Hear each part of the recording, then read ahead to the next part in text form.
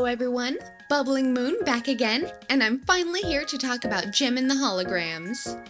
Sorry it took so long to get this video out, but I had a lot of stuff going on. Life just doesn't stop. First my AC went out, and then some of my friends went out of town and they needed someone to watch their pets, and I really enjoy taking care of their pets, but their dog is so emotionally needy, it doesn't allow for a lot of extra time for other things. And then my best friend needed her wisdom teeth out, and that was a whole ordeal, and I needed to spend some time taking care of her.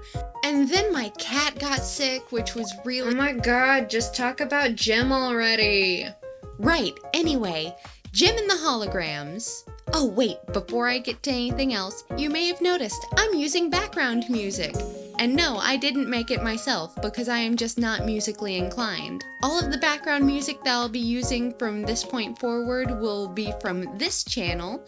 An incredibly talented person is putting their work up for free on YouTube to listen to and use. So if you feel so inclined, please go to their channel and check it out. It's got tons of cute, positive vibes, great for studying or using in the background of a project. Just a really good channel. Links in the description. Alright, finally time to start talking about Jim and the Holograms. I don't have a super long storied history with Jim and the Holograms. I didn't grow up with Jim. I was kind of past the age group where Jim was being marketed. But my mother did grow up with Jim and the Holograms, and when I was staying with her during 2020, because we all know what was going on in that year, she decided to watch a couple episodes of Jim with me because she wanted to share in my interests and share a bit of her childhood, and it was a really fun watch for me, but we didn't get more than 3 episodes in before she just wanted to move on to something else because my mom's not really a cartoon person. However, Jim stuck out to me in a really strange way because, yeah, it's very dated, but it kind of had me from the very first episode. And even though it's not really a magical girl show, it kind of gives off that magical girl vibe in a very distinct way. What do you mean it's not a magical girl show? Well, I'll tell you. To be a magical girl show, you have to hit a couple different points, and you don't have to hit all of them every single time, but there's a bit of a formula and a flow to it, right? A magical girl show is typically about a young girl who has magic powers. Maybe she found some kind of a magical item that helps her transform into a cute and beautiful outfit, and she's got a magical destiny that she must fulfill. Maybe an evil she has to thwart or some kind of mission she needs to accomplish. Bonus points if she has a magical sidekick animal that can talk. Jim and the Holograms doesn't really hit most of those points. The best I can tell, the main group of girls is in their early 20s. And there's no big bad magical threat or anything. It's mostly about like the music industry world and who gets what contract. Father left half of the company to me. Jerica, darling, I'm running the company now. And I'm planning to turn Starlight Music into the most powerful recording company in the country. There's also not any magic in Jim and the Holograms. And that's not necessarily a negative because the show definitely feels magical. However, most of the, fun special things that happen in the show that would normally be attributed to magic in other shows are actually just hologram projections from a supercomputer that the main character, Jerica, has access to. I am Synergy, a holographic computer designed to be the ultimate audio-visual entertainment synthesizer. And even though this amazing 80s technology is very magical in nature, it is still in universe just science. There's also no talking animal sidekick. However, there is something similar to a magical item in the Jim Star earrings. These are little mini hologram projectors that Jerica wears to transform herself into the titular character Jim. She can also just project insane hologram illusions to thwart people, trick people, and just do a bunch of crazy stuff. So, what are you gonna do with all the loot? She's me! some of which I would argue Holograms can't do, but we'll get to that. Like most cartoons of the era, Jem and the Holograms was made to sell dolls. And not only did they sell dolls, but they sold little cassette tapes with them. And really, I think they could have just sold the cassette tapes separately. Like, a lot of these songs are actually bangers. Jem also had some direct competition with a Barbie doll line of Barbie and the Rockers, and they actually outperformed and outsold the Barbie dolls pretty consistently. I feel like if the brand had been better managed, or if somebody in the production had actually cared, they could have gone way further with the Jem line. Jem still has plenty of fans to this day, as evidenced by the people in my comments who were requesting Jem and the Holograms. To make this animated series, Hasbro partnered with Sunbow Production and Marvel Production and commissioned Toei Animation, the same animation company responsible for Sailor Moon and so many other magical girl properties, to make this basically 22-minute long commercial that would air weekly. Jem got 2 full seasons and a laughably short 3rd season. So I'm recording these videos in the order of watch season 1, make a video on season 1, watch season 2, make a video on season 2, watch season 3, and make a wrap-up video with my final thoughts for the series. We start off season 1 the way any good children's show starts off, with a funeral. And the death of the most interesting character in the entire show. Like, I'm not trying to exaggerate. Jerrica's father is one of the most interesting characters in the entire series so far, at least in season 1.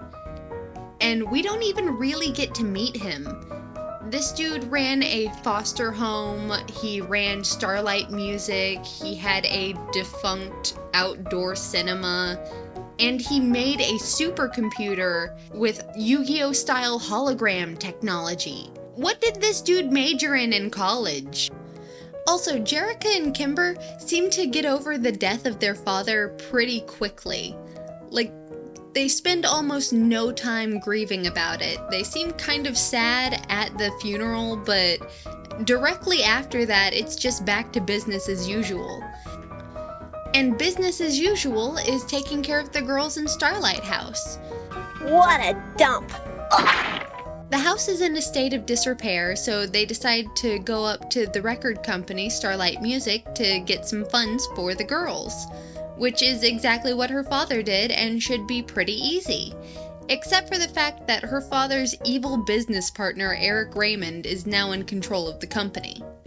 Her father's business partner has no sympathy for the girls in Starlight House, and he's decided that this company is just going to be a money-making machine that doesn't care about anyone or anything. And I'm planning to turn Starlight Music into the most powerful recording company in the country.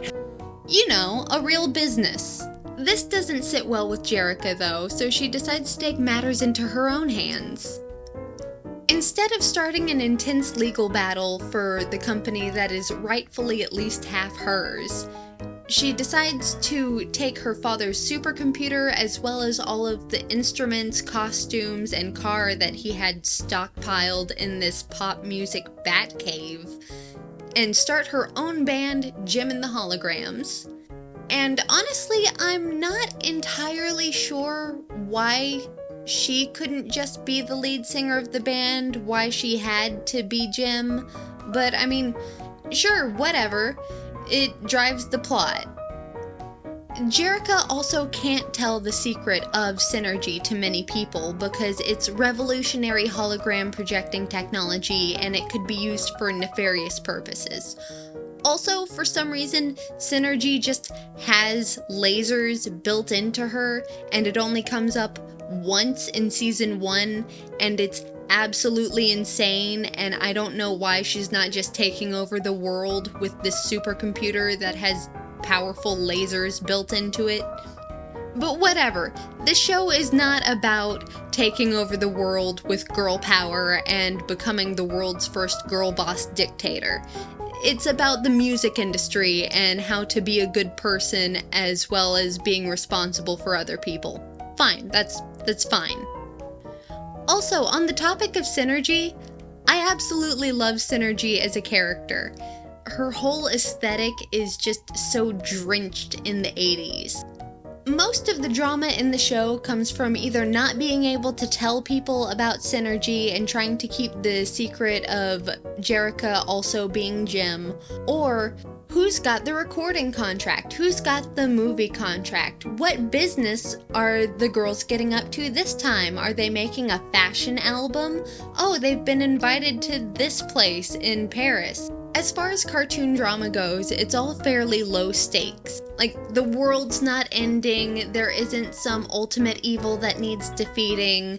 We're just having fun being a girl band in the music industry. On some level, I really do like that. Like, it's mostly about being friends and being good people and trying to do the right thing. There is a lot of drama, and it's not like there are no stakes in this, it's just not world-ending. Because a lot of the things that happen in the series are because, like, the girls at Starlight House need an operation, or, oh no, I had a misunderstanding with this person and we need to make up. I actually feel like there could be a lot more done with these storylines if they weren't so limited by the runtime of the show. The first 5 episodes are about a battle of the bands between Jim and the Holograms and the evil rival band, the Misfits. And I honestly thought that this whole arc would last the entire first season when I was first watching, and I was surprised that it wrapped up so fast. There are good and bad points to the show wrapping up storylines quickly. Like, it's fast-paced, it'll keep kids' attention, there's always something new and exciting going on, but also a lot of really interesting potential storylines kind of get dropped. And a lot of dilemmas that happen in each episode happen for maybe 2 minutes, and then they're just gone. Is this occupied? Just a minute! Right, Jerica is supposed to be in New York, not on this plane. Interference has passed. I'm resuming Gem Hologram. But let's be honest, the main reason people would be watching this show is to see their favorite characters. And there's a lot of them to choose from. You have the members of the main band, Jim and the Holograms. There's Jerica, who doubles as Jim. She is always a kind and compassionate and responsible character, a really good role model for girls. Her younger sister, Kimber. Kimber's kind of boy crazy, and she had a couple different love interests in the first season. But I mean, it's not like she's tied down, so she can date around and do as she pleases. I sort of forgot I made the same date twice. There's Shayna, who is not just a member of the band, but also designs a lot of their costumes. And then there's Aja, who I don't think we got too many details about in Season 1. Hopefully they focus more on her in Season 2 and 3. But I know that she speaks Chinese and is into exercising. At first I wasn't really sure if these were supposed to be their natural hair colors or not, but I'm pretty sure that they are supposed to be their natural hair colors because there's an episode that I'll talk more about later where Kimber looks exactly like the princess of some made-up European country, and they both have the same hot pink hair, so I guess whoever designed these characters went to the anime school for hair coloring. And I mean, I'm not knocking it at all, it gives a lot of variety, all these characters are instantly recognizable as soon as you see them. It just kind of struck me as odd at first. There's also Rio, who is Jerica's boyfriend as well as the stage director for the band. And I find Rio eternally frustrating, and I'll talk about him more in a minute when I talk about the love conflict in the show. Then you have the antagonist characters. First up is Eric Raymond, the ultimate evil of the show, at least in Season 1. And he is one of the most real-world villains I've ever seen in a kid's cartoon. Like, here's a short list of all of his crimes. Theft, kidnapping, arson, breaking and entering, destruction of property, attempts at murder, domestic terrorism, and gambling. Of course! The ultimate evil in the world! Gambling! Now, he does have henchmen, so he's not getting his hands dirty directly, but some of these people that he's hiring look alarmingly like skinheads. Like, seriously, this dude should be in prison. They're always challenging him to some kind of inane competition or whatever, but I think they should just call the police. Then there are the misfits. No, the misfits. Yeah, there we go. We have Pizzazz, Roxy, and my favorite character, Stormer. I know that she's a part of the antagonist band, but you guys, she has a heart of gold, I promise. Just be nice to her. She's so sweet. I love her. Pizzazz is one of those, like, rich girls who pretends to be all big and bad and everything, but she actually just kinda sucks. And personally, I think she's just mad that she got the worst hair color out of the entire lineup. And I don't think we actually learned all that much about Roxy in season 1, but she strikes me as kind of just a actual delinquent. And like I said, Stormer is just a sweet and fluffy cinnamon roll. People need to be kind to her. I wouldn't hurt you, Ashley. I'm scared of Pizzazz and Roxy. Yeah, they scare me too sometimes. There's an episode where she dresses up like Shadow Weaver and puts on a fake voice so she can testify to the police that Jim and the Holograms weren't the ones that stole something. And this is the moment that just endeared her into my heart forever. She's a good person. She just fell in with a bad crowd.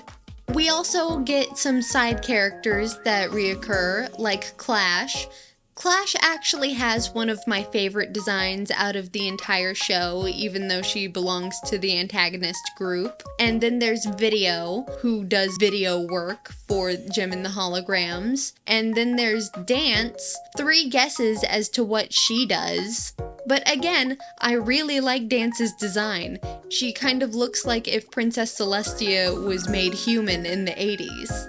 There's also Tech Rat, who I personally relate to because his catchphrase seems to be, "Don't touch me." Hi. Don't touch me. Don't touch me! I mean, that's great. How could you not love him? Also, his voice is hilarious because he sounds like some kind of wizened old mad scientist, but he looks about 19. And he's like the villain's answer to Synergy, even though, realistically speaking, they don't actually know what Synergy is or what her capabilities are.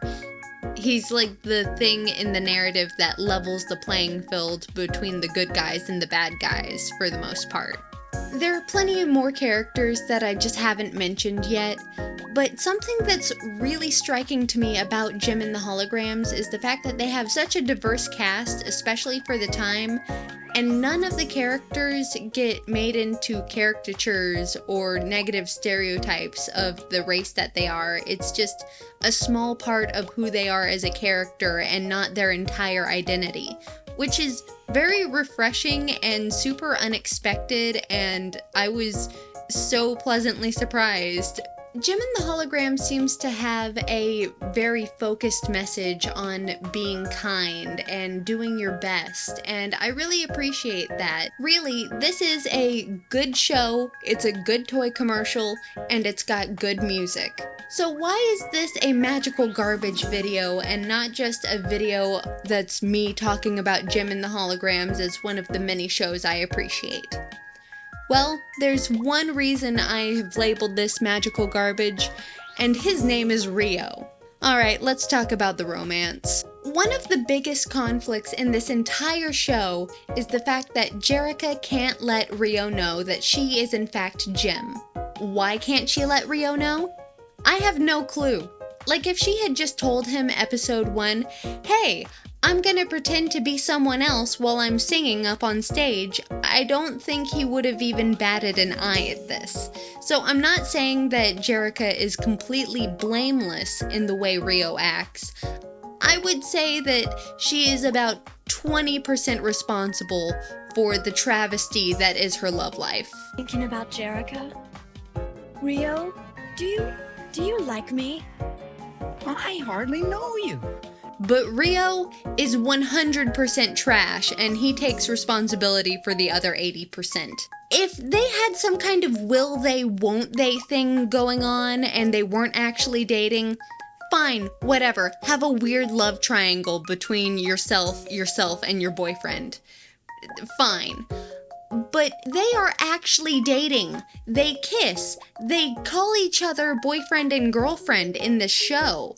And then Rio has the gall, the audacity, the nerve to just kiss Jim. Yeah, I know that they're the same person, but Rio doesn't know that.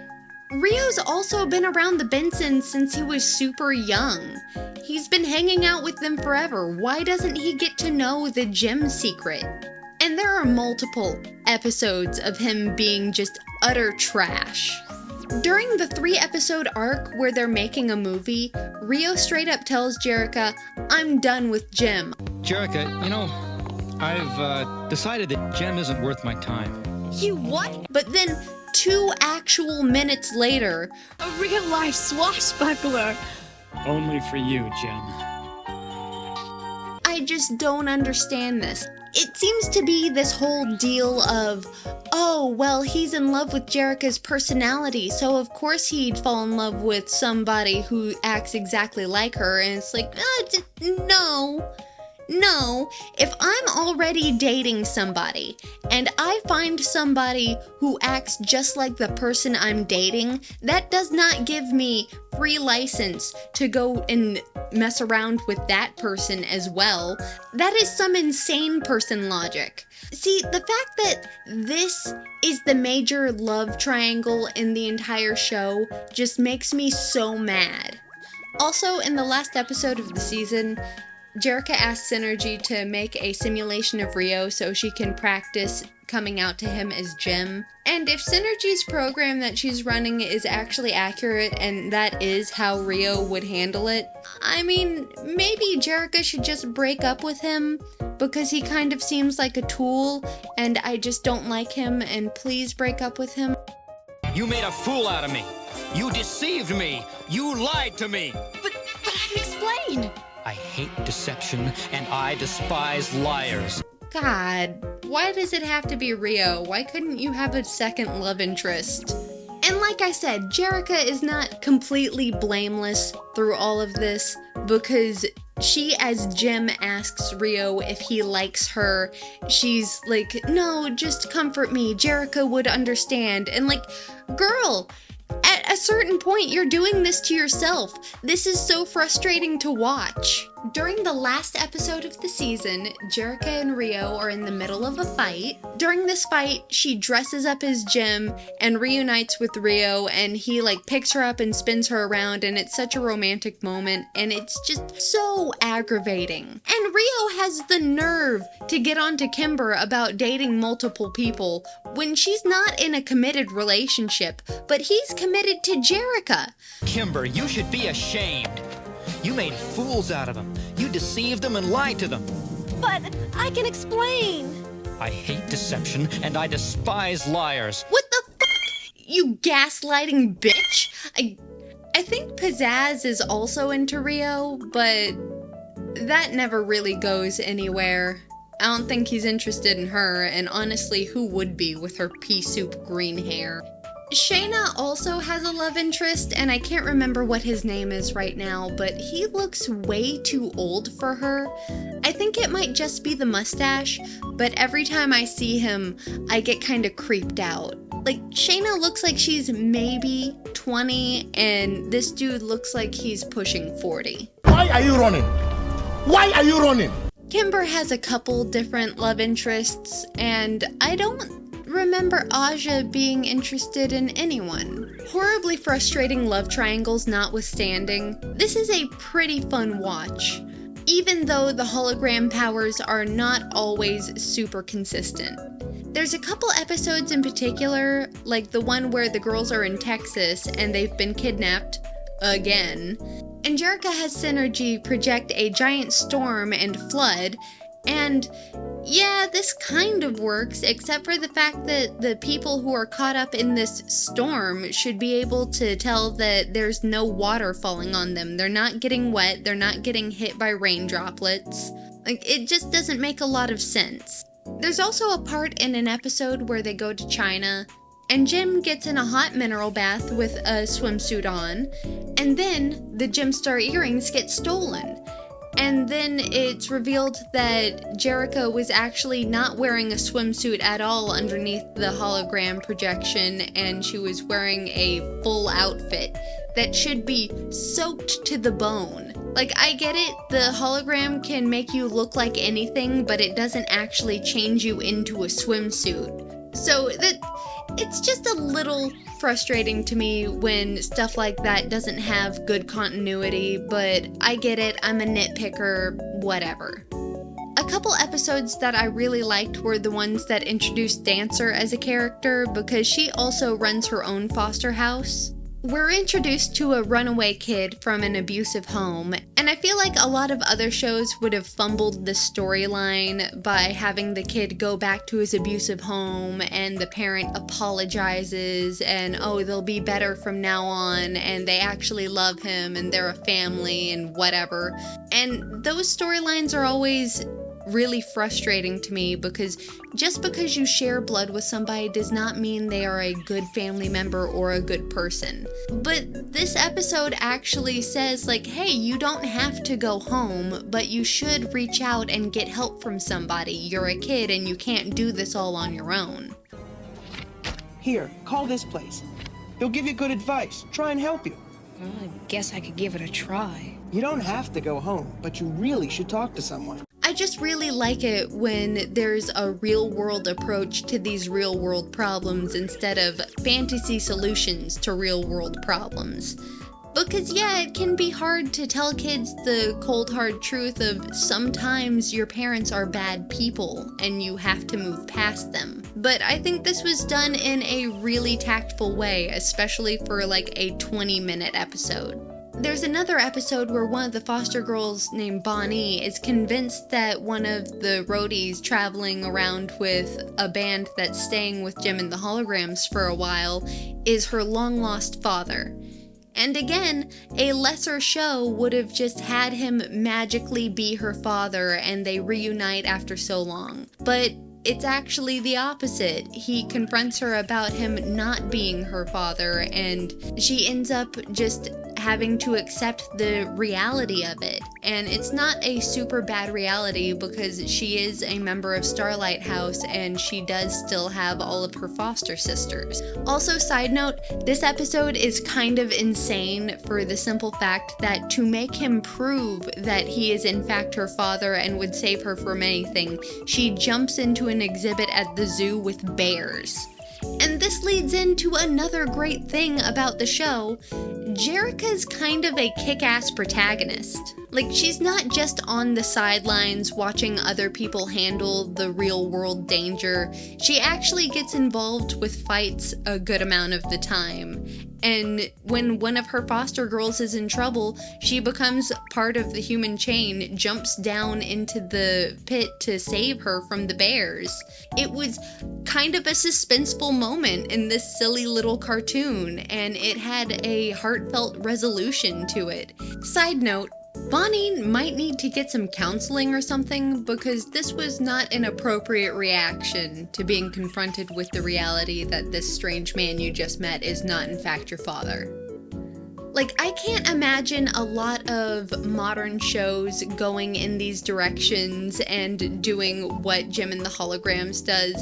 Like, there's an episode early on where Raymond actually just smacks Jerica full in the face. Raymond! And this is the only moment that I actually liked Rio in. I thought he'd be a good love interest eventually because he punches Raymond.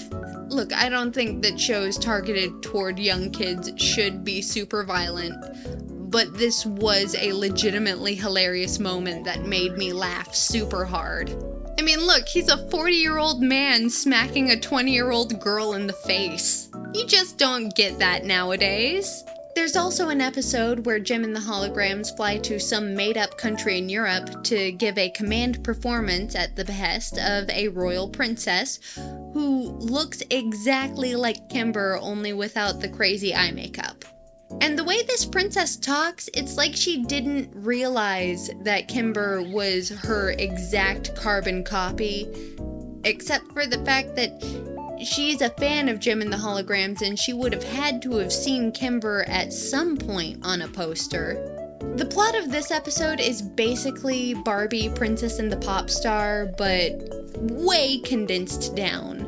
And the princess's evil cousin, I think, decides that she's going to off the princess and Jem and the Holograms with a bomb planted on stage, and it actually gets thwarted by the Misfits.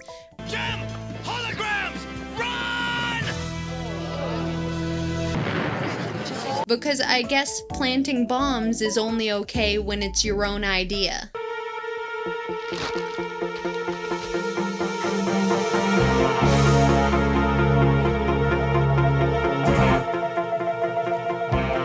The Misfits! Pizzazz! Roxy! Get out! Run! There's a bomb! A bomb!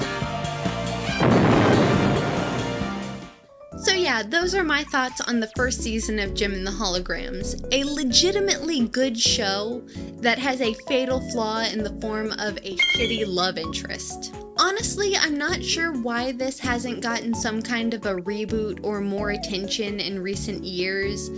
Like, what a truly unfair world we live in, where Transformers just keeps getting cartoons and movies and all of this extra media attention. And Jem and the Holograms is right here. Like, it is primed and ready to go. And we got, what, one terrible live action movie that I don't even remember?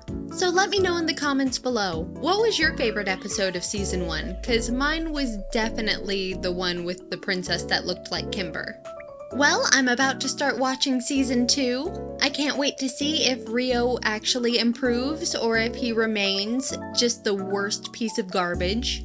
I'll have a couple different videos coming out in between this one and my video on season 2, so keep an eye out for those. And I'll be having a vote sometime soon on which magical garbage series I should be doing a review on next. So let me know down in the comments which ones I should add to the vote. Thank you all for watching this far, if you have. I hope you're having a great day and enjoying some spectacular mental health. That pretty much does it for me. Peace out.